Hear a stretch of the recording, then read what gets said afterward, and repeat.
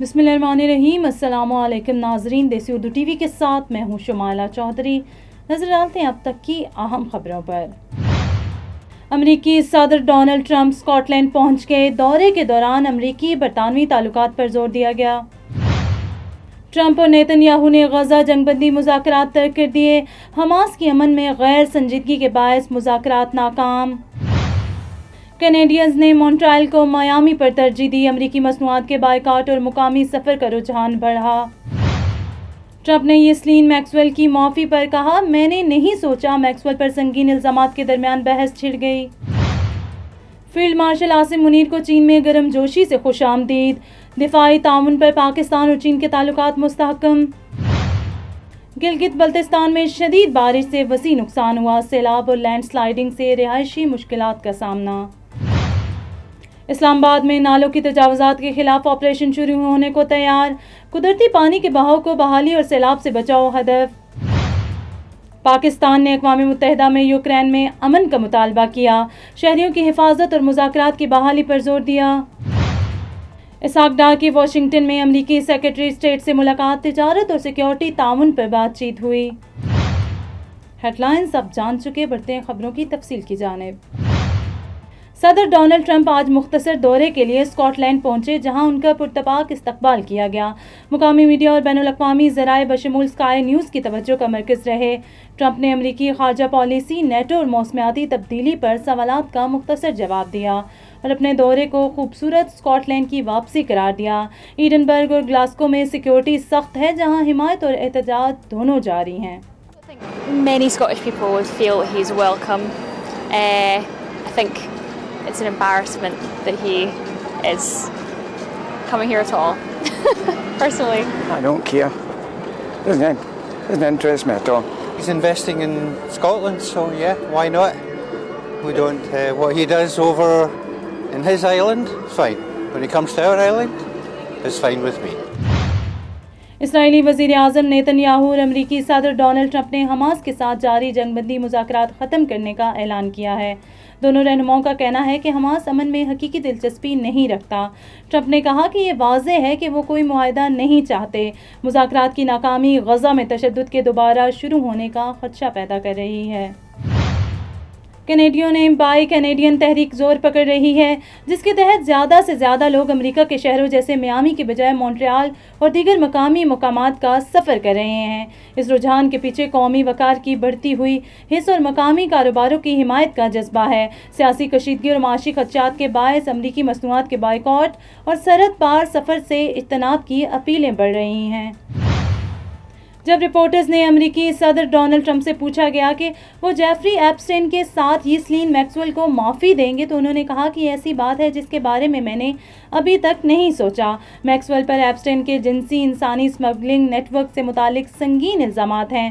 Trump کے اس مختصر جواب نے قانونی مقدمات پر ان کے موقف پر بحث چھیڑ دی ہے۔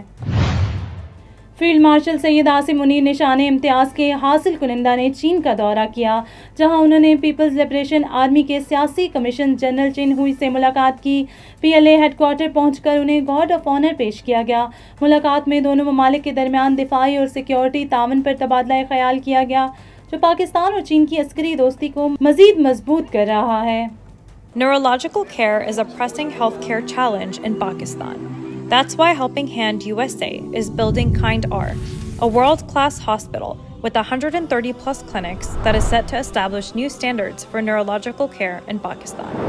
As the first phase nears completion, anticipation is growing for the launch in the second half of 2025. Give zakat and sadaqah through Helping Hand USA today and join this historic endeavor to redefine future healthcare in Pakistan. Gilgit Baltistan کے مختلف علاقوں میں شدید بارش اور cloud burst نے تباہی مچا دی ہے۔ سیلابی ریلے نے کئی دیہاتوں کو متاثر کیا۔ مکانات، سڑکیں اور فصلیں نقصان پہنچی۔ ایمرجنسی ٹیمیں روانہ کر دی گئی، جبکہ مٹی کے تودے گرنے سے پانی کی سطح بڑھنے کے باعث رہائشیوں کو شدید خطرات لاحق ہیں۔ حکام نے حفاظتی اقدامات جاری رکھتے ہوئے ریسکیو آپریشنز کی ہدایت کی ہے۔ اسلام آباد کے طوفانی پانی کے نالوں میں غیر قانونی تجاوزات کے خلاف بڑے آپریشن کی تیاریاں مکمل کر لی گئی ہیں۔ چیئرمین سی ڈی اے نے تصدیق کی ہے کہ اقدام قدرتی پانی کے بہاؤ کو بحال کرنے اور سیلاب روکنے کے لیے تجاوزات کرنے والوں کو آخری وارننگ دی گئی ہے، جبکہ بھاری مشینری آپریشن شروع کرنے کے لیے تیار ہے۔ 25 جولائی کو اقوام متحدہ کی بریفنگ میں پاکستانی سفیر عثمان جدون نے یوکرین تنازع پر پاکستان کی تشویش کا اظہار کیا ہے۔ انہوں نے فوری طور پر شہریوں کو حفاظت کشیدگی میں کمی اور مذاکرات کی بحالی پر زور دیا ہے۔ پاکستان نے تمام فریقین سے پرامن حل کی کوششیں کرنے کی اپیل کی ہے اور دیر پا امن کے لیے تعاون کا وعدہ کیا ہے۔ Into its fourth year now, this conflict has exacted a harrowing human cost, with millions displaced, lives and livelihoods shattered, and widespread civilian infrastructure damaged. Its protracted nature has vividly laid out that war spares no one, and its effects threaten peace and stability far beyond the region. It is unfortunate that despite the diplomatic efforts at the start of the year, including Security Council Resolution 2774 and multiple limited ceasefire understandings, tangible progress has remained elusive. While prisoner exchanges and talks in Istanbul offer glimmer of hope, the ongoing violence, death and destruction from relentless attacks has continued to cast a shadow over the nascent and fledgling. وزیر خارجہ اور نائب وزیر اعظم اسحاق ڈار نے Washington میں امریکی secretary of state Marco Rubio سے ملاقات کی۔ ملاقات میں تجارت، دہشت گردی کے خلاف تعاون اور سرمایہ کاری پر بات چیت ہوئی۔ اس موقع پر پاکستان اور امریکہ کے تعلقات کی مضبوطی پر زور دیا گیا۔ نیوز اسٹوڈیو سے فی الوقت اتنا ہی۔ مزید خبروں اور اپڈیٹس کے لیے دیکھتے رہیے دیسی Urdu T V. You came to this country for a brighter future for you and your loved ones. You've made it this far. Now it's time to become a citizen.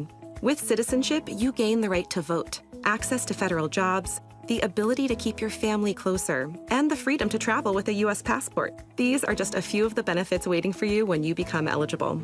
We're here to help you through the process with free resources and personalized guidance. Together, we can make it easier. Get started at becomeacitizentoday.com.